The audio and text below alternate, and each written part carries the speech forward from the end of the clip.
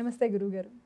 బ్రహ్మోస్మి. ఇంటి ముందు ఏ విగ్రహం పెట్టుకుంటే ఆ ఇంటికి కలిసి వస్తుంది, ఏ విగ్రహం పెట్టాలి, ఏ విగ్రహం పెట్టకూడదు అని చాలా మందికి క్వశ్చన్ మార్క్స్లో ఉంటూ ఉంటారు. మరి ఇంతకీ ఏ విగ్రహం పెట్టాలంటారు? ఇంతకీ ఇంటి ముందు అంటే ఇంటి లోపలికి వెళ్ళేటప్పుడా, లోపల నుంచి బయటకు వచ్చేటప్పుడు అది చెప్పండి. అది క్లియారిటీ లేదు చాలామందికి. అంటే నిజమే, అది క్లారిటీ లేదు. బట్ ఇంటి ముందు అని అనేస్తారు. ఇంటి ముందు ఏ విగ్రహం పెట్టుకోవాలి, మేబీ బయట లోపల. అది ఎప్పుడు కూడా ఇంటి ముందు అంటే అవుట్ సైడ్ నుంచి జనాలు చూసేట్టు. మనం లోపలికి వెళ్ళేటప్పుడు ఏదైనా దేవుడు కనబడితే అది ఇంటి ముందు అంటాం. లోపల నుంచి బయటకు వచ్చేటప్పుడు కనబడితే అది ఇంటి లోపు గుమ్మం పైన. ఓకే ఓకే, అన్ని చోట్ల మనకు కనబడేది ఒకటే. గణపతి అన్న ఉంటాడు, లేదో ఆంజనేయ స్వామి ఉంటాడు, లేదో లక్ష్మీదేవి ఉంటారు, ఇవే ఉంటాయి. లేదా వెంకటేశ్వర స్వామి ఉంటారు, లేదా కుంభాలు పెట్టి ఉంటారు, ఇంతే. కానీ ఒరిజినల్గా ఇవన్నీ కూడా ఇప్పుడిప్పుడు ప్రారంభమైంది ఈ ట్రెండ్. పూర్వంలో ప్రాచీన నాగరికత, ప్రాచీన హిందూ సంప్రదాయంలో నా రీసెర్చ్ ప్రకారం మన భారతదేశంలో అత్యంత పురాతనమైన గ్రామం ఏదైనా ఉంటే అది కాశీ, వారణాసి, బనారస్. అక్కడ ఇప్పుడు కూడా భూమి లోపల సురంగాలు వేళ్ళ ఉన్నాయి, ఇంటి నుంచి ఇంటికి కనెక్టివిటీ. అందుకే అక్కడ పంప్ సిస్టమ్, డ్రైనేజ్ సిస్టమ్ సరిగా ఎవరు చేయలేకపోతున్నారు.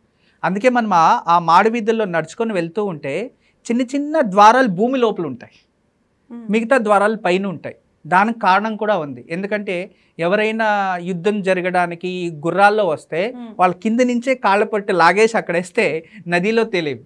అటువంటి ద్వారాలు ఇప్పుడు ఉన్నాయి, ఆ సురంగాలు కూడా ఉన్నాయి. అటువంటి అద్భుతం. నా రీసెర్చ్ ఇలాంటి ప్రశ్నలు అడిగినప్పుడు దీన్ని చాలా వెతికినది నేను. అన్ని చోట్ల పూర్వంలో ఇంటి బయట కీర్తిముఖుడు ఉండేవారు, అదొకటే. తర్వాత నిదానంగా స్వస్తిక్ అనే కొన్ని గుర్తులు వచ్చాయి. తర్వాత నిదానంగా అదైన తర్వాత ఓంకారం పెట్టుకున్నారు కొన్ని సాంప్రదాయకాలు. తర్వాత కొందరు ఏం చేశారంటే మా కులదైవం ఇంటికి ఉండని అని చెప్పి వెంకటేశ్వర స్వామి లేదా శివలింగాన్ని పైన, ఇప్పుడు లింగాయత కుటుంబంలో ఈ ద్వారం ఏదైతే ఉంటుందో పైన మధ్యలో శివలింగం ఉంటుంది, అంతే. అలా వాళ్ళ ఏదైతే వాళ్ళు ఆచరిస్తూ వాళ్ళ పద్ధతిలో వచ్చారో, వైష్ణవ పతంగం వాళ్ళు విష్ణు, ఇక శైవ పథాన్ని అనుసరించే వాళ్ళు శివుడికి సంబంధించింది అక్కడ పెట్టుకుంటూ వచ్చారు. ఇంకా కొందరైతే తాంత్రిక మహావిద్వాంసులు వేసారు, డైరెక్ట్ కాళికామాతనే ద్వారం పైన పెట్టినది కూడా నేను చూసినాను. కానీ వీటన్నిటికీ పూర్వం ఉండింది కేవలం కీర్తిముఖుడు మాత్రమే.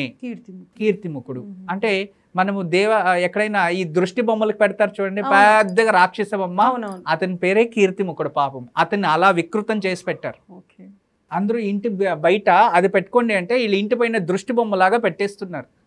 కీర్తిముఖుడు ద్వారంలో అతను ఉండేది. అతను మనకి రక్షకుడు, ఇంటికి ఒక వాచ్మెన్ లాగా కాపాడేవాడు ద్వారాన్ని. ఆ ఇంటికి అతనే ఉండాల్సి ఉండేది, వేరే ఇంకెవ్వరూ ఉండకూడదు, అర్హత లేదు. దేవుడు ఉంటాడు కదా, దేవుల గర్భగుడికి వెళ్తే గర్భగుడి వెనుక ఒక ప్రభావం ఉంటుంది కదా వెనుక, దానిపైన కూడా ఆయనే ఉండేది.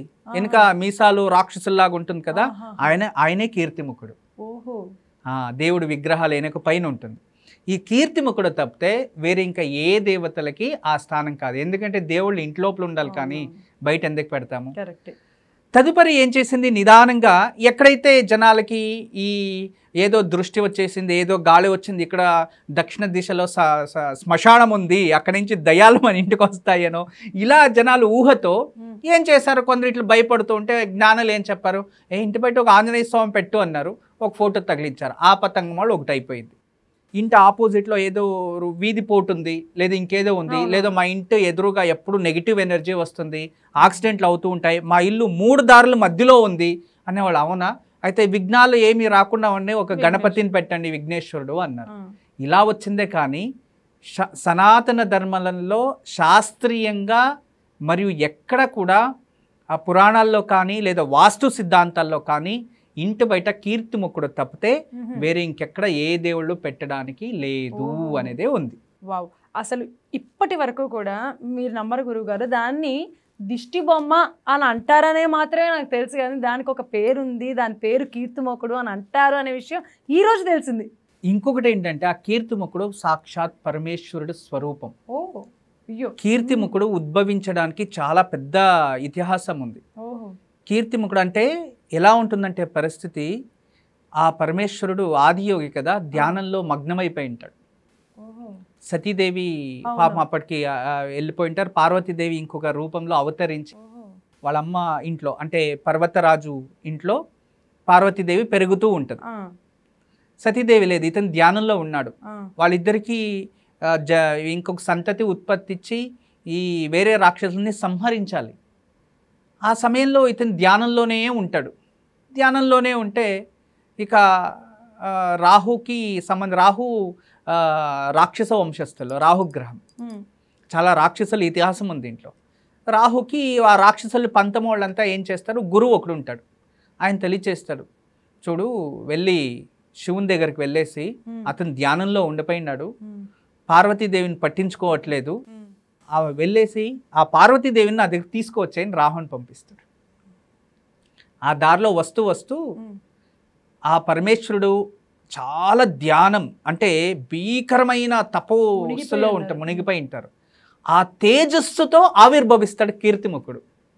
కీర్తిముఖుడు ఆవిర్భవించి సృష్టి అయ్యి రాహు రాణి నేను తినేస్తాను అని ఎదురు చూస్తూ ఉంటే రాహు వస్తూనే తన తప్పు తను తెలుసుకొని నేను మహాదేవిని ఇట్లా అడిగితే నా జీవితం ఉందా, ఇంకా లేదు అని చెప్పేసి వచ్చేసి మహాదేవా నన్ను క్షమించు, ఇలాంటి మూర్ఖుడు ఇలా మాట్లాడుతున్నారు, నా తప్పేం లేదు, అతను పంపించిన దానికి నేను వచ్చాను, త్వరగా మీరు పార్వతీమాతని కలిసి మీరు మీ సంతానం వల్ల అతన్ని అంత్యం చెయ్యాలి అని చెప్పి నమస్కరించి సరెండర్ అయిపోతాడు.